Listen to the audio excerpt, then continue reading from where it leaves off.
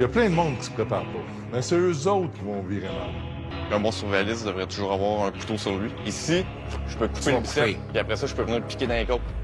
La meilleure défense, c'est de sacrer son camp.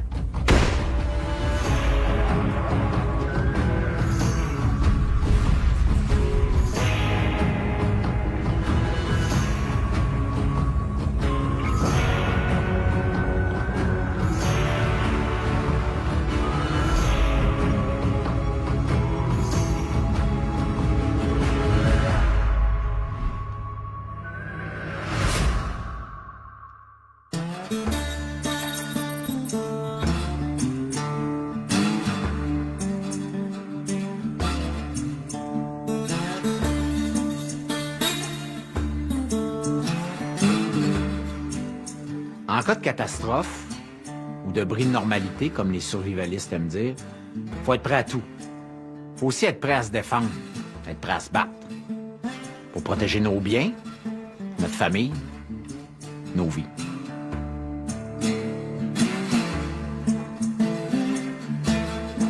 Benoît est un survivaliste ultra équipé, ultra préparé. J'ai voulu savoir, quand il est question de défense, c'était quoi son plan de match. Ici, ben, regarde, premièrement, on est dans la forêt, hein, un creux dans la forêt. Il y a beaucoup d'ours ici alentour. Puis, tu sais, si un jour j'entendrais mon chien en train de se faire griffer par un ours, ben, je sortirais. Puis, T'es prêt à agir. je suis prêt à agir, c'est ça. Pas nécessairement à tuer l'ours, je pourrais tirer au-dessus. Non, tu peux tirer, faire c'est peur, ça, il le fait peur. faire là, fuir, il fait fuir. Moi, j'en ai filmé des douzaines d'ours ici. Il y en a même des très gros. Tu serais surpris. Puis là... Bon à manger en passant. Ah oui? Ouais, Moi, j'aime manger. délicieux. Ouais.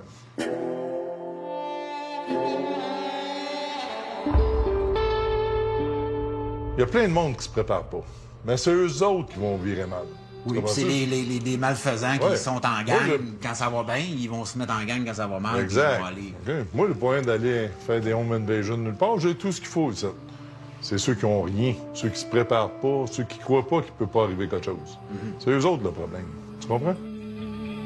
Tout autour de sa base autonome durable est prévu en cas d'attaque pour bien se défendre. Pour sortir de la maison, Benoît me fait passer par une porte de garage qui mène dans une allée protégée par des murs de pierre. Pat. Ouais.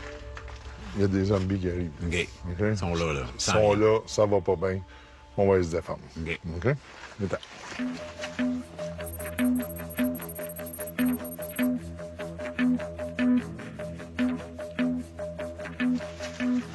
Fait que j'ai un mur de granit tu sais, pour me protéger pour commencer. Et voilà. Tu capiches? Bien placé, ouais. OK, je peux voir partout mon entrée. Fait que moi, n'importe quel maraudeur qui arriverait ici, là, je l'ai dans la main. Puis on est protégé par du granit. OK. Il y a 2-3 pieds d'épaisseur de roche. Ça. Même les fenêtres, moi, ils ont été barricadées. Là. Toutes les fenêtres de la maison, c'est Toutes par les balle. fenêtres sont incassables. OK. Un voleur qui voudrait passer à travers une vitre, ça, c'est comme impossible. Non, ça passera pas. On a aussi système d'éclairage, caméra. Oui. On a aussi des détecteurs de mouvement dans la forêt ici, oui. Parce que moi, j'aime pas ça le soir. Là. Du monde se promène. Là. Bien s'allume, tu vois tout. Déclenche. Ça déclenche automatique. OK.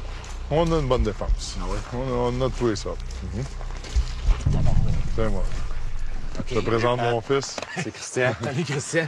Ça va? Ben oui. Je te suivais dans ma mire depuis tantôt. Ah oui, tu m'avais, là. Moi, j'étais fait Tout à fait. fait à l'os. C'est ça. Ça fait partie de notre défense. Moi, je peux me cacher n'importe où, ici. Puis j'ai une vue 360. Je peux aller dans la Tu peux forêt. te déplacer, tu je peux peux aller dans le rentrer, jardin. oui. C'est ça. Tu le verras pas, tu passes 10 pieds à côté, tu le vois pas. Non, impossible. Hein? On a d'autres choses. All right. Ben, écoute, moi, j'aime On ça, les continue? surprises. On continue. Et là, Pour avoir un point de vue différent sur la défense, je retourne voir Michael et son acolyte, David.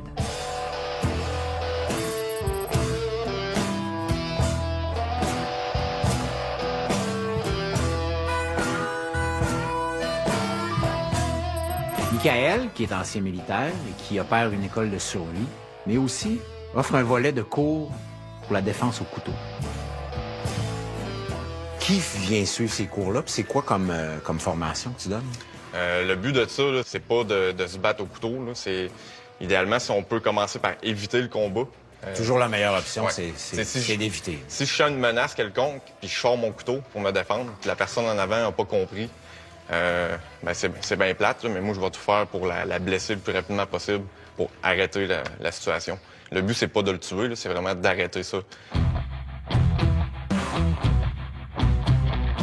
Dans des situations là, d'attaque, il y a les couteaux. Ouais. Est-ce que tu touches un peu, par exemple, aux armes à feu ou c'est quelque chose qui fait pas partie de la formation? La raison pourquoi je me concentre sur le couteau, c'est parce que tout le monde peut avoir un couteau sur lui. Fait que c'est très accessible, puis la défense, ben c'est un outil complémentaire. T'sais, comme je dis, ben tant qu'à avoir cet outil-là sur toi qui peut te défendre, ben aussi bien apprendre à l'utiliser. Comment faire? Yes. Okay. Toi, David, est-ce que tu verrais une application autre ou... Ben, ça serait plus, mettons, dans un cas de malfaisance, mais en tant que tel, s'il y avait un campement dans le bush, je pense pas qu'une personne irait l'attaquer tout seul. Puis en cas de survie aussi, on sait jamais la personne, si ça fait 4, 5, 6 jours qu'elle n'a pas mangé ou qu'elle a une famille de quoi de même. Fait qu'on sait jamais l'état de la personne qui va t'attaquer. Fait que, d'après moi, ça peut s'appliquer en cas de survie, mais il faudrait que ça soit du long terme. C'est un autre, on est vraiment dans une autre zone. C'est une façon d'être capable de se défendre en cas d'attaque plutôt urbaine qu'en forêt. Exact.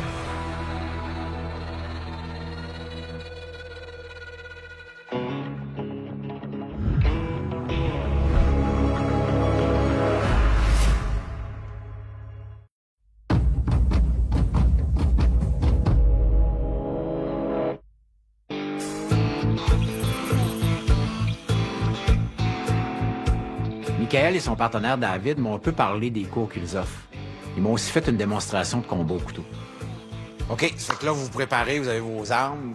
Tu peux-tu m'expliquer les étapes, comment ça fonctionne? Dans le fond, la formation de couteau qu'on donne, c'est vraiment de base. Fait que premièrement, on a comment tenir la lame. OK. Donc la lame, c'est une extension de ton poing. On va aligner les jointures avec la lame. Dans le fond, tout ce que je fais, la lame va venir comme donner un extra pour blesser la personne. Après ça, c'est comment se tenir face à quelqu'un quand il y a une menace. Fait que nous autres, on utilise là, la variation Jeet Kune Do. Le côté qui tient l'arme, la jambe en avant. La jambe avant, OK. Yes. Fait que ça va nous permettre là, d'avoir un bon stance pour recevoir les impacts puis comment donner un coup rapidement. OK. Fait que si quelqu'un me donne un coup comme ça, je viens bloquer avec ma main ici, je donne un coup sur le biceps puis après ça, je peux couper puis piquer. OK. Fait que David, si tu veux commencer à m'attaquer...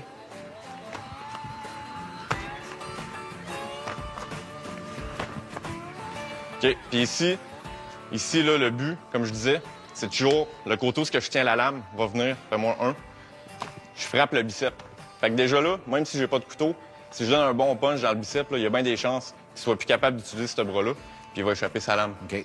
Fait que si je me défends avec le couteau, mais ici, je peux couper le biceps, puis après ça, je peux venir piquer dans les côtes pour perforer un poumon. OK. Le combat, il va arrêter tout de suite. Personnellement, je trouve ça toujours étrange de regarder ce genre de simulation-là. Parce que c'est ça que c'est, une simulation. On n'est pas face à un événement réel. De toute façon, dans un vrai combat, là, ça ressemblera pas à ça, ce qu'on fait là. Le but de l'entraînement, c'est juste de répéter un mouvement pour que ça devienne une mémoire musculaire. Un peu comme quand on tire du gun. Ou à la boxe, on répète la le jab tout les le temps. arts martiaux. Là, moi, je prétends pas être un prof d'arts martiaux. C'est vraiment de la base pour savoir comment l'utiliser. OK. Le couteau a son avantage. On va s'entendre, là. Si quelqu'un nous attaque au couteau, la meilleure défense, c'est de sacrer son camp.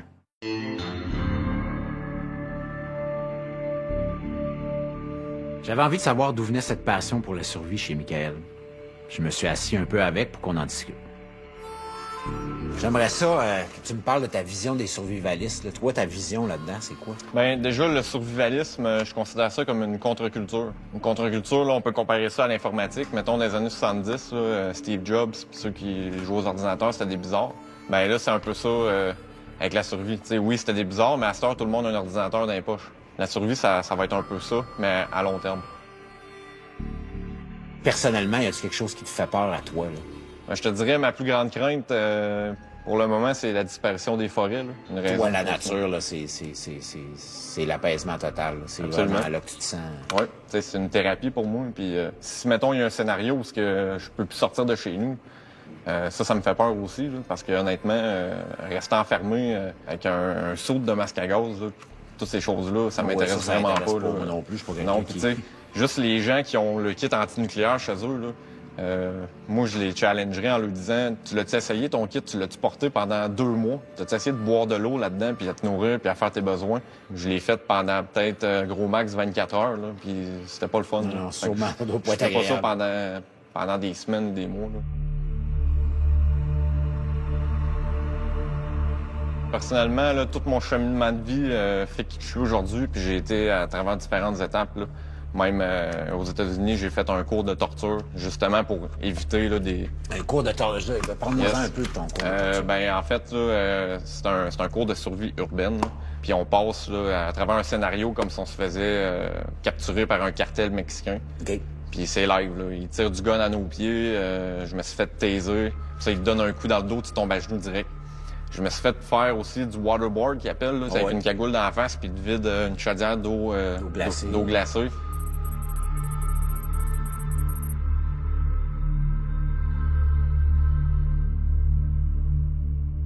Moi, je suis quelqu'un qui aime ça, les affaires extrêmes. J'ai lu là-dessus, mais pour moi, c'est comme une coche d'extrême.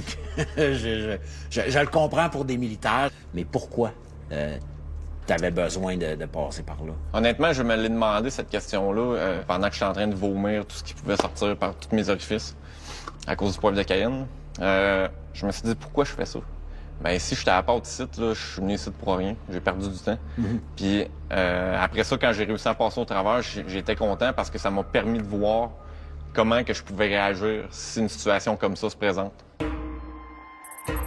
C'est un peu intense, tout ça. Mais pour Benoît, la défense, c'est une affaire de famille, une activité.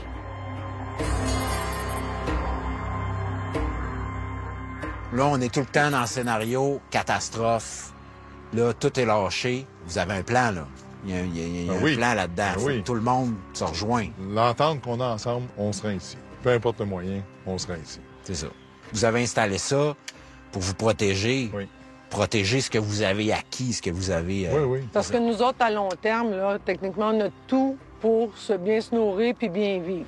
Fait que la seule chose qu'il faut faire, c'est se protéger pour ceux qui voudraient venir prendre ce qu'on a préparé depuis des années. C'est ça. Puis on a une douzaine de personnes aussi, des connaissances, des amis. Les amis, Qui peuvent important venir pour vous. s'installer avec leur roulotte. Là-dessus, on connaît, il y a des policiers, il y a des ex-militaires, il y a des médecins. On est bien entourés. C'est ça. Tout ça ici, là, c'est placé, c'est préparé pour survivre. Là. Oui, mais c'est pas juste survivre, Patrice. C'est de bien vivre. Oui, c'est ça.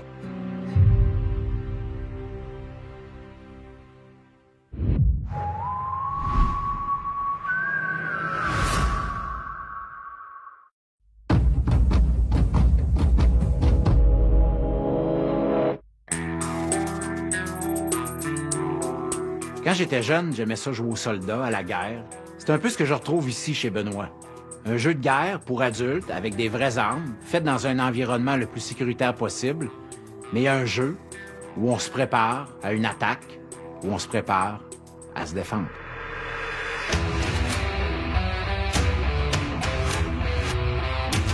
Je regarde Benoît et sa famille sont là, tout le monde ensemble, à s'entraîner, à s'entraider. Pour eux, c'est aussi ça, être survivaliste. Pat, Oui. on s'en va à mon petit centre de tir. OK? C'est sécuritaire. Il n'y a personne en arrière. C'est une montagne. C'est chez vous. C'est chez nous. On va s'amuser. Là, naturellement, pour tirer, on va se mettre... Oui, on se fait les oreilles, hein? Absolument. C'est un must. parce que ça résonne pas pire fort. Ouais. C'est pas comme à TV, hein? On demandait à Tristan de tirer pour commencer. OK. On va faire du tir approché, là, au calibre 12. Parfait. Pat, tu prête? Prêt. Tu fais de l'action? Oui. Tristan, tu prête? Yes, sir. Let's go. Wow! Yes, sir. Solide.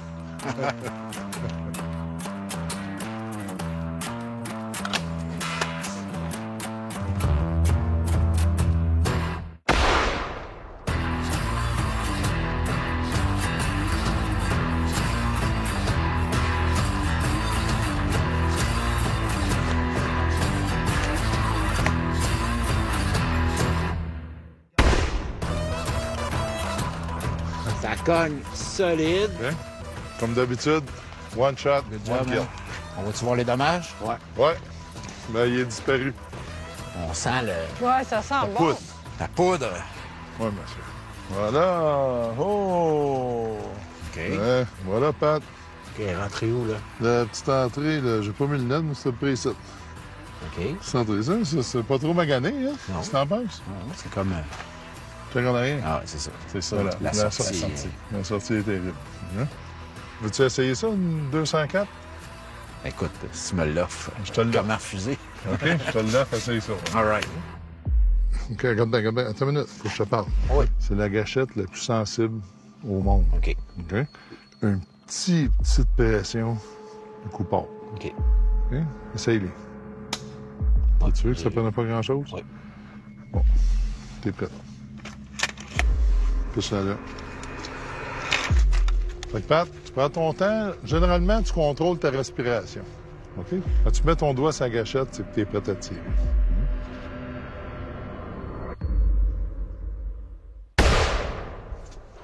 Yes, sir! En plein dans la gueule. Yes, sir! All right. Yes, sir! Wouh! Es-tu disparu? Ne plus. Un peu, c'est terminé. Pendant que Benoît et ses gars sont en train d'installer les cibles pour la prochaine démonstration, je me retrouve seul avec Nancy. J'en profite pour discuter un peu avec elle, pour comprendre comment elle se sent dans cet environnement-là. Fait que là, Nancy, on se prépare à être en mode défense, puis Ouais. à se préparer à une grosse attaque, là, imaginaire, naturellement. La vérité, c'est imaginaire, mais des wire trips, on en installe quand même tout le temps, même quand il n'y a pas une attaque spéciale.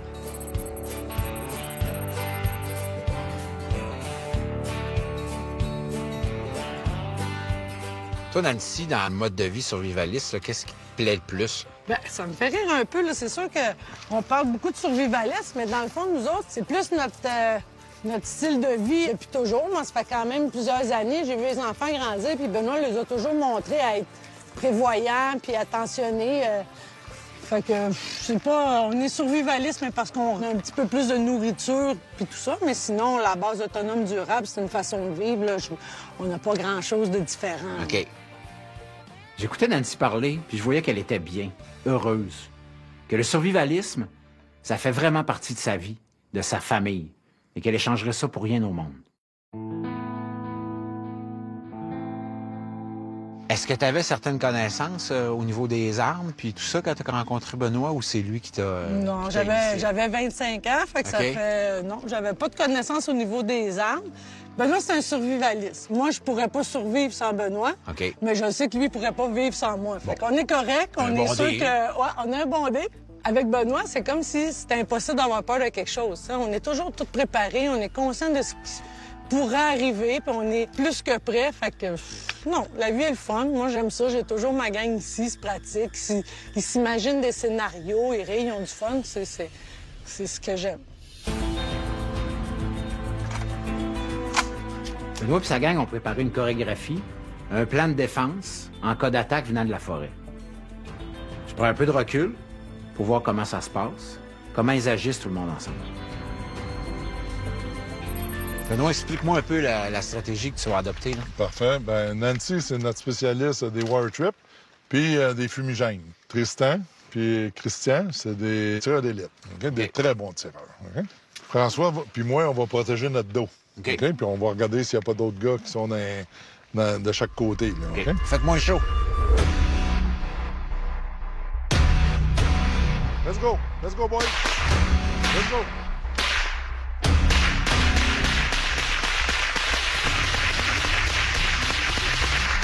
OK, boys, on se replie.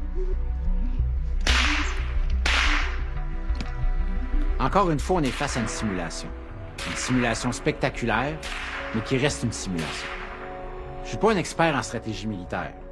Est-ce que le plan fonctionne? Je sais pas. Mais au moins, ils sont entraînés et la base est là. Tiens, vite! Vite, place-toi!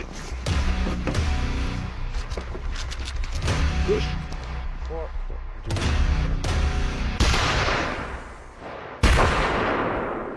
Nice shot, bro. On attend. Bougez pas, on va voir si on voit quelqu'un. Il y en a un autre qui arrive.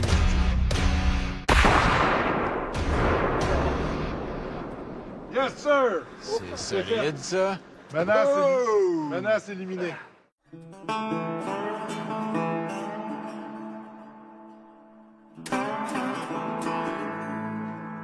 Hey, good job. Wow, Hein? impressionnant. Tu as aimé ça? Solide, mais hein? Hein, Hey, un peu d'action, hein? Première explosion, ça... On sent l'onde de choc, hein? Oui, oui. Mais ça, on a démontré juste une situation. Oh, oui. Puis on fait quand même ça, des pratiques comme ça, assez régulièrement, mais pour notre plaisir. Oui, Fait on que- s'amuse avec ça. Mais non. Là, il n'y a pas de salade de melon d'eau, ça se passe. Le melon, qu'on peut Non, voir, c'est une soupe. C'est une soupe. ils sont disparus. C'est évaporé dans notre C'est soupe. ça. Hey, merci. Impressionnant. Ça fait plaisir. Merci beaucoup. Ça fait plaisir. Si je regarde ça froidement, est-ce qu'un bris de normalité pourrait m'amener jusque-là? Où je suis obligé de prendre les armes pour défendre ma famille, ma propriété, mes biens? Les survivalistes, eux, voient à long terme. Et ils sont prêts à tout.